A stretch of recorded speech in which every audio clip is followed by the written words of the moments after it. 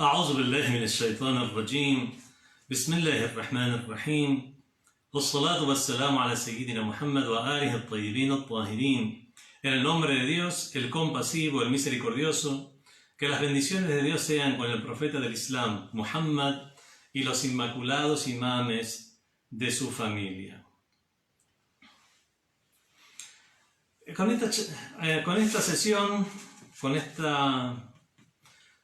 esta charla, vamos a comenzar una serie de lecciones acerca de un tema muy importante dentro de lo que es la cosmovisión islámica. Un tema tan importante como lo es la conducta, comportamiento de los profetas. No vamos a decir biografía de los profetas porque no vamos a abordar la vida de los profetas de manera cronológica, pero sí vamos a tocar el tema de los profetas en el Islam, tal como partiendo de la base coránica. ¿Qué significa partiendo de la base coránica? En el Islam tenemos nociones. Las diferentes nociones que podemos tener están basadas o en el intelecto, o están basadas en el Sagrado Corán, o están basadas esas nociones por las orientaciones de lo que es la sunna, o sea, la tradición del profeta, y en el caso de la escuela Shia Imamita, también de las narraciones o dichos de la Ahlul Bayt, que son los inmaculados de la familia del profeta del Islam. Es de allí donde nosotros los musulmanes obtenemos las diferentes nociones.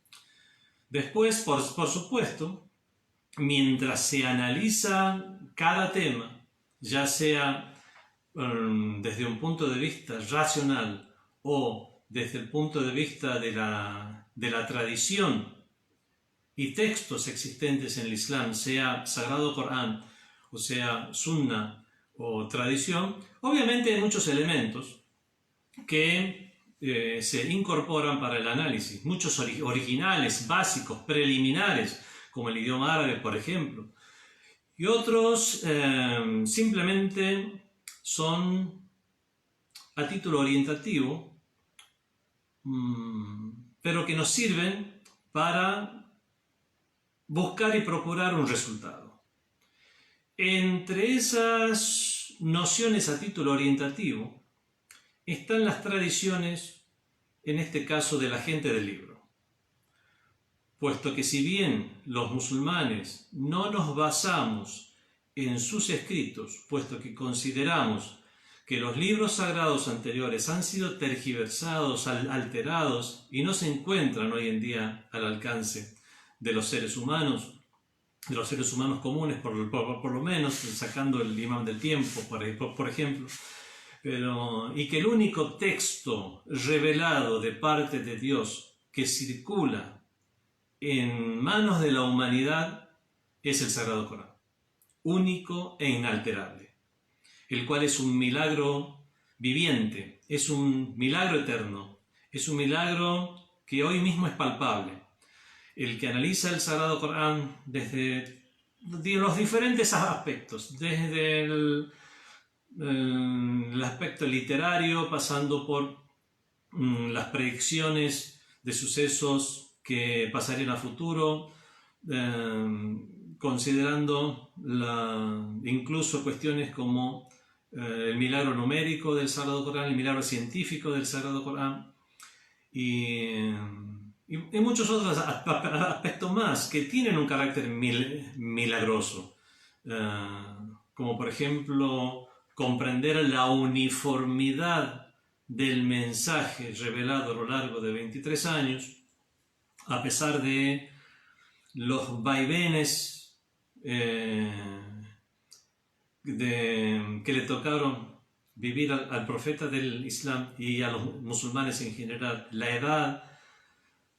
las nociones y conocimientos generales por la interacción con los demás desde que era un hombre joven de 40 años hasta ser ya un hombre mayor, con experiencia de gobierno, y vemos que cómo esa uniformidad del Sagrado Corán se ha mantenido.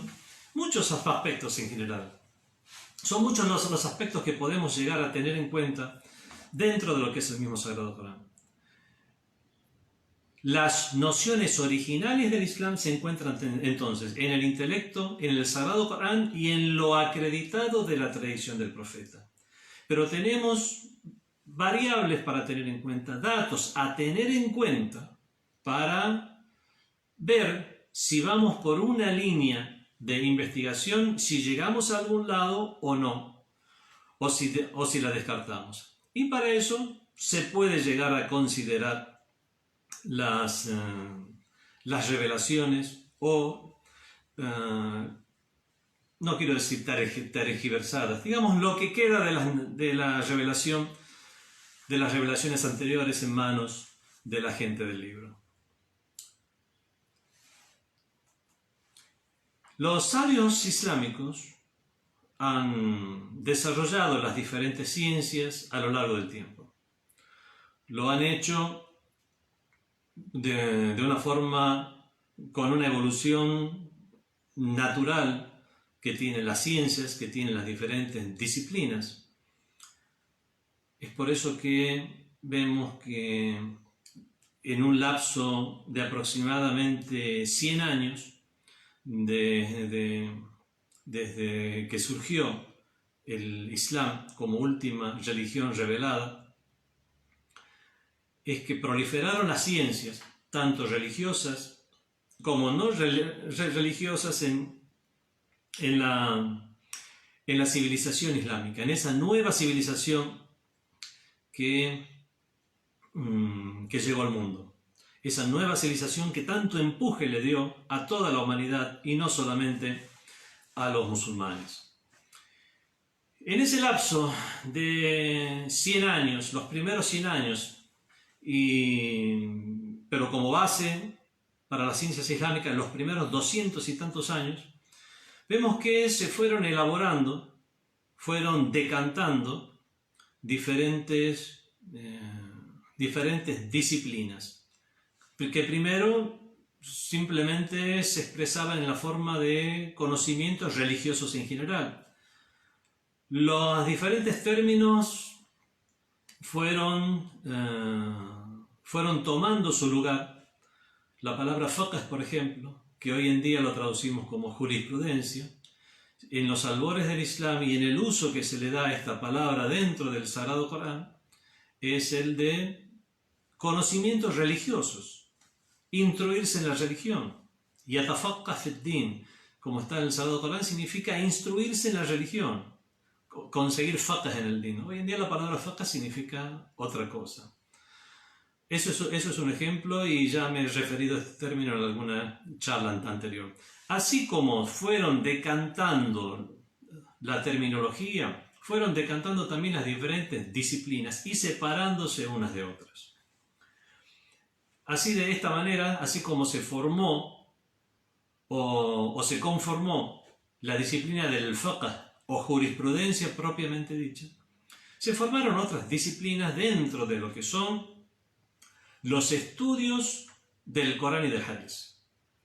En los estudios del Corán se formó la disciplina de la exégesis del Corán, Tafsir al-Corán. Tafsir al-Corán como una disciplina aparte con su terminología, que fue abordada desde diferentes ópticas.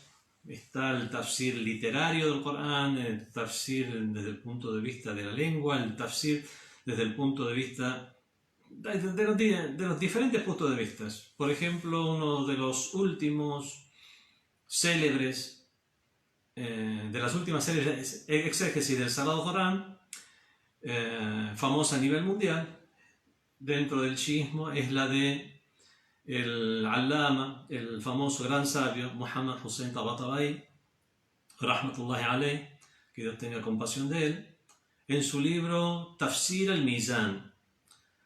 En este libro él hace una exégesis que, si bien tiene diferentes aspectos y dimensiones, el aspecto sociológico o el análisis sociológico que hace, así podemos decir también que dentro de los diferentes tafsires o exégesis de otros sabios, independientemente de su escuela, sunita, chiita, mutasilita, asharita, el tafsir el Kashaf de Zamakhshari realmente se ha caracterizado por sus análisis desde el punto de vista idiomático. Y es así como en el mundo de las ciencias islámicas fueron tomando forma ciencias de las cuales se desprendieron otras ciencias. Por ejemplo, como introducción a la ciencia del tafsir, como introducción a la ciencia de la exégesis del Corán, había un capítulo introductorio en la mayoría de los libros de tafsir, de exégesis, donde se explicaban muchas cuestiones relacionadas al Sagrado Corán, sus formas de lectura, de escritura, su recopilación, etc. Después, todas esas nociones adquirieron la forma de una disciplina aparte, de una materia aparte llamada Ulumul Corán. Ulumul Corán significa las ciencias coránicas. ¿Y cómo será que evolucionó esta disciplina? Que hoy en día el tafsir, que es la disciplina de la cual se desprendió Ulumul Corán, hoy en la clasificación de las ciencias islámicas se considera que el tafsir es una de las ciencias coránicas.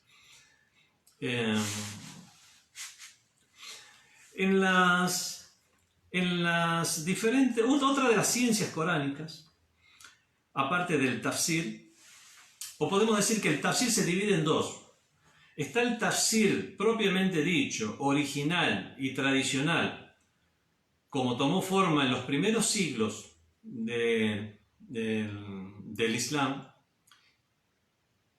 que es cuando se analiza el Sagrado Corán en el orden de tradición con el que fue recopilado. Primero la sura al-Fatiha, la primera sura o capítulo del Sagrado Corán, después la sura al-Baqara, la sura de la vaca, el segundo capítulo, la sura Ali Imran, la tercera, la sura al-Nisa, la cuarta sura del Sagrado Corán, y en ese orden se analizaban las aleyas del Sagrado Corán, se las explicaba, se las vinculaba con hadices, con narraciones, se hacía análisis de los diferentes conceptos que manifestaban.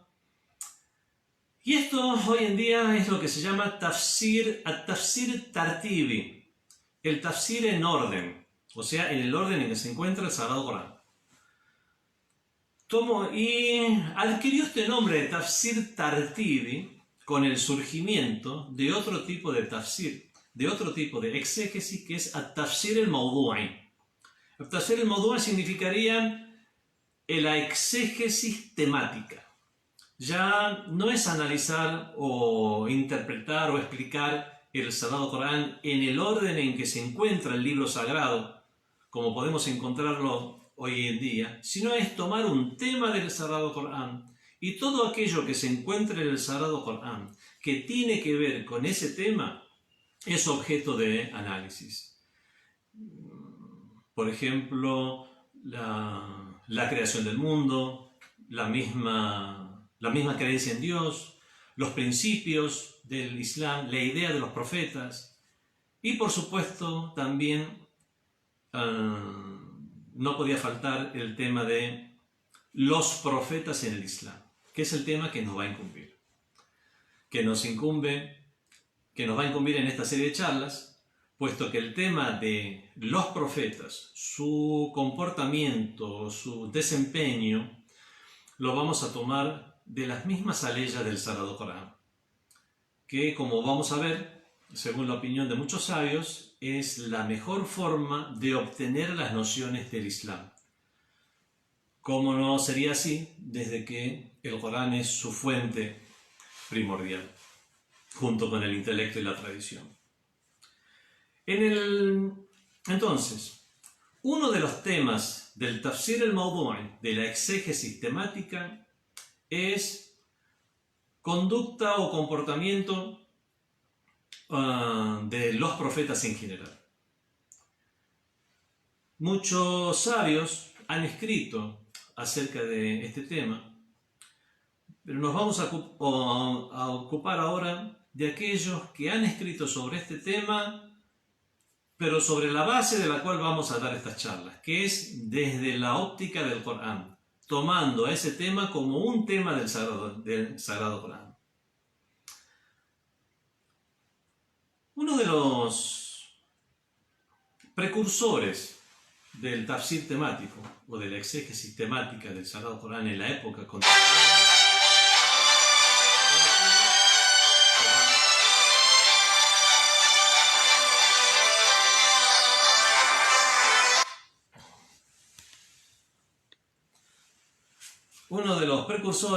fue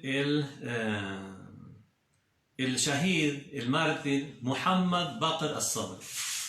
Muhammad Baqir al-Sadr es uno de los precursores en esta época contemporánea, y digo en esta época contemporánea porque ya en el pasado, sin nombrar de esta manera a estos estudios, o sea, sin nombrarlos tafsir mawdu'i, sin nombrarlos como exégesis sistemática, se ocuparon del tema otros sabios, como ya vamos a ver a continuación.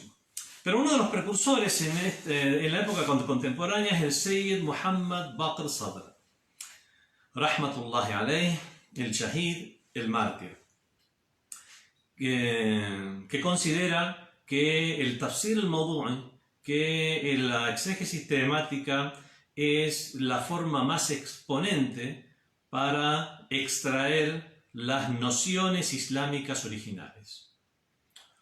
Otro de los sabios contemporáneos, el Ayatollah Muhammad Taqi Misbah Yazdi, que Dios lo proteja, también se ha expresado sobre este particular. Tiene también un libro de su autoría llamado Al-Ma'arif al-Qur'aniyya, Ma'arif al-Qur'an, en persa, que, bueno, ya vamos a hablar del tema.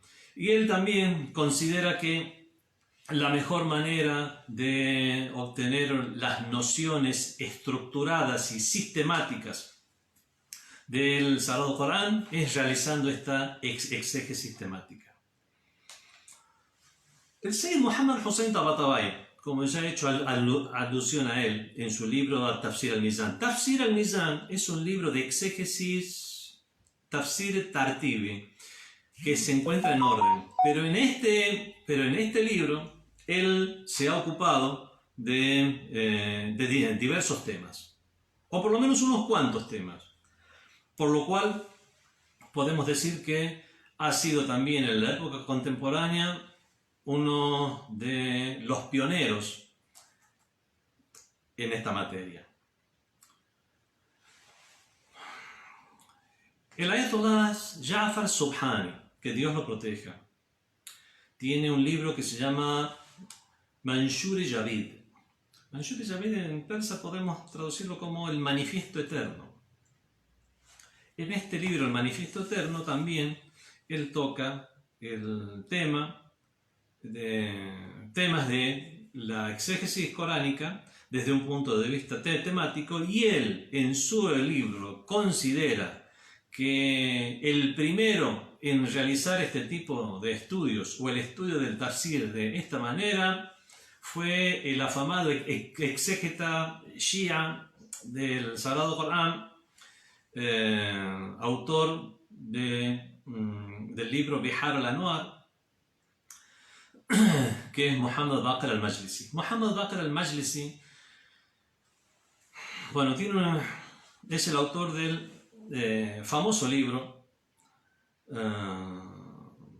Bihar al-Anwar. El libro Bihar al-Anwar, vamos a detenernos un poquito aquí en este tema, porque el libro Bihar al-Anwar no podemos considerarlo como una fuente primaria en lo que es la escuela chiita, sino que es el Allama, el gran sabio, lo que hizo fue, y él lo escribe en la introducción de su libro, es recolectar todo lo que pudiera todo lo que pudiera respecto a los diferentes temas para después de eso, después de haberlo recolectado, hacerle el análisis pertinente a todo eso que recolectó.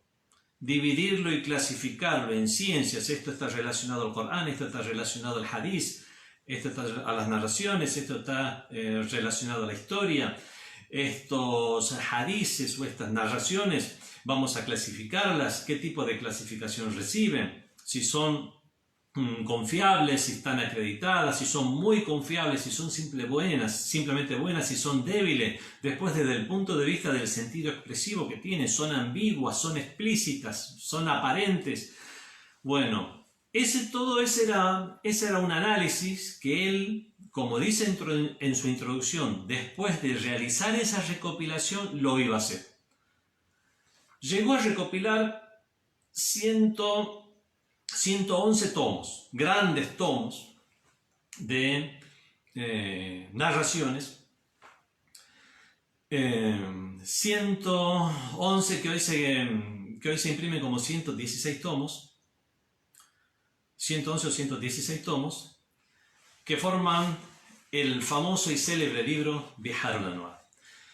Lamentablemente, este gran sabio no vivió lo suficiente como para realizar esa depuración. Por lo tanto, los hadices que se encuentran en Bihar al-Anwar deben ser analizados. Y, como dije, no lo consideramos como una fuente primaria. Pero uno de los grandes trabajos que hizo Allama al-Majlisi fue que cuando ordenaba los temas traía las aleyas pertinentes. Y es por eso que al citar las aleyas pertinentes junto a las narraciones que lograba compilar, más su opinión respecto a la forma en que están vinculadas tanto las narraciones, con tanto las aleyas del Sagrado Corán, como entre ellas mismas, como las aleyas con las narraciones, eso hizo que el Ayatollah Jafar Subhani lo considere el precursor en la ciencia del tafsir temático. Esto es algo que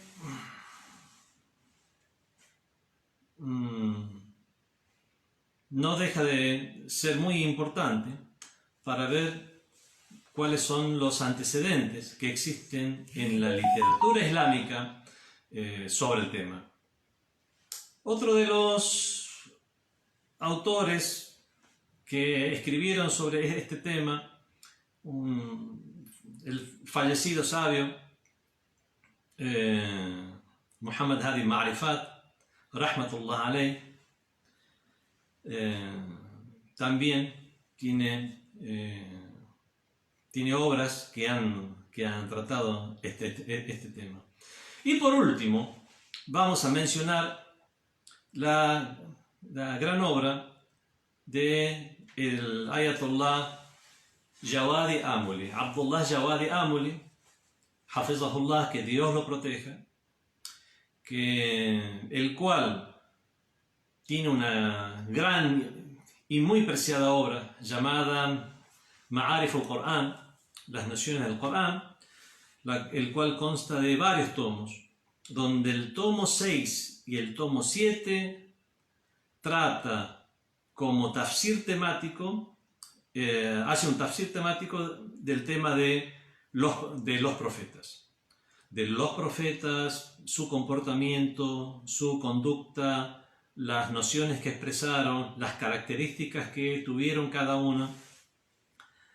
Y lo que hace también el Ayatollah Jawadi Amuli es algo, ahí despliega realmente toda su capacidad de sabio, puesto que no solamente se contenta con recopilar lo que esté relacionado a una aleya, sino que en sus estudios previos, antes de volcarlos en la obra, lo que hizo fue también hacer una muy necesaria depuración de nociones. Lamentablemente la historia de las disciplinas islámicas en escuelas que no son la escuela de Ahlul Bayt, escuelas que estuvieron ligadas a los califas y a los poderes gobernantes, se vieron influenciados, incluso desde la primera centuria, con nociones que no eran originalmente islámicas. Esto es algo que sabios tanto sunnis como shias llaman israeliyat. Se llaman israeliyat porque son nociones que venían de la cultura judía, cristiana, sabea, zoroastriana y otros. Pero como una inmensa parte de esas nociones llegaron de los hijos de Israel, es que todas esas nociones fueron llamadas israeliyat, independientemente si eran nociones ajenas al Islam que venían del judaísmo o del cristianismo o de los sabeos o de los zoroastrianos, etc. Puesto que los judíos y los cristianos son gente del libro, obviamente, al tener tantos profetas en común y al tener muchas historias en común, muchas de esas historias originalmente no islámicas y lamentablemente tergiversadas a lo largo del tiempo, llegaron también a oídos de la población musulmana en general. Y nociones que lamentablemente fueron tomadas sin hacer un análisis por muchos autores a lo largo de los siglos. Realmente hacer esta depuración era algo que era muy necesario. Si se va a hablar de los profetas y desde el punto de vista del Corán, era necesario hacer esta depuración. Sobre este tema se han expresado no solamente autores shias, sino autores sunnis, como ya lo dije, siendo uno de los principales autores contemporáneos sunnis que habla sobre este tema, el sabio Mahmud Abu Raya. Pero otros ya se han expresado también, como el Sheikh Mahmud Shaltut, que casualmente también tiene antecedentes en el tema del tafsir temático, y el famoso comentador del libro Nahjul Balagha llamado Muhammad Abdu, también un célebre y renombrado sabio sunni. Tanto Muhammad Abdu como Mahmud Shaltut también tienen antecedentes tienen obras relacionadas al tafsir temático. El Ayatollah Javad Amuli entonces hace esta depuración. Y esta depuración fue muy necesaria para que todas las nociones que se transmitieran desde el Sagrado Corán, si no tenían un aval de una tradición acreditada del Santo Profeta, sallallahu alaihi wa alihi, y que no hubiera ningún tipo de ambigüedad, que esa narración pudiera estar alterada o influenciada por las israeliyat, es que la tomaba en cuenta. Y de esta manera nos aseguramos que su libro de exégesis realmente contenga nociones originales del Islam.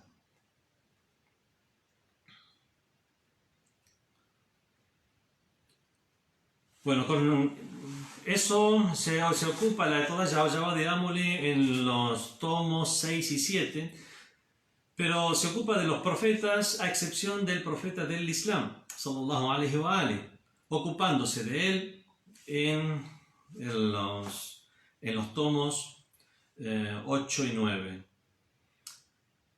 Bueno, junto con los profetas también se ocupa el Ayatollah Javad Amuli de otras personas nombradas en el Sagrado Corán que, sin ser profetas, obviamente incumbía mencionarlos dentro de lo que es la historia de los profetas, como la historia de Luqman al-Hakim. Luqman es una figura muy respetada en el Islam, incluso uno de los capítulos del Sagrado Corán se llama de esta manera, Luqman, pero no se ha mencionado que él fuera un profeta. Es por eso que es llamado Al-Hakim, el sabio, el sapiente, el prudente, era indiscutiblemente uno de los awliyaullah, uno de los santos de Dios, una de las personas que realmente habían depurado su ser y tenían un conocimiento tal que eran tomados como un referente en su época y guiaron a la gente, pero no se ha establecido que él fuera un profeta. Pero como es mencionado en el Sagrado Corán e incluso una sura del Corán, un capítulo del Corán lleva su nombre, es que es mencionado. Y lo mismo sucede con María, la Madre de Jesús, alayhum as-salam, con ambos sea la paz, puesto que el nivel de María, la Madre de Jesús,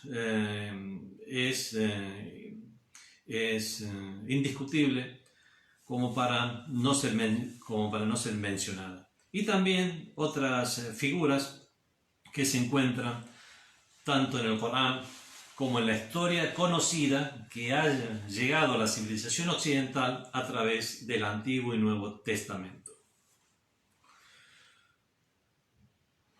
Bueno, ya nos estamos extendiendo demasiado y no queremos comenzar un tema para dejarlo a la mitad.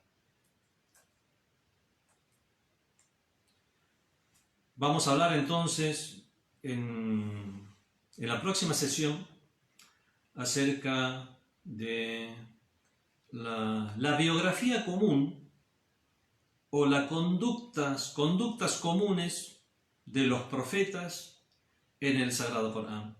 Y vamos a analizar varios temas. Entre ellos, o el primero de esos temas que vamos a analizar es el por qué el Sagrado Corán se ocupa del tema de los profetas y la importancia que tienen. Pero eso ya lo delegamos para una próxima charla. Wassalamu alaikum wa rahmatullahi wa barakatuh.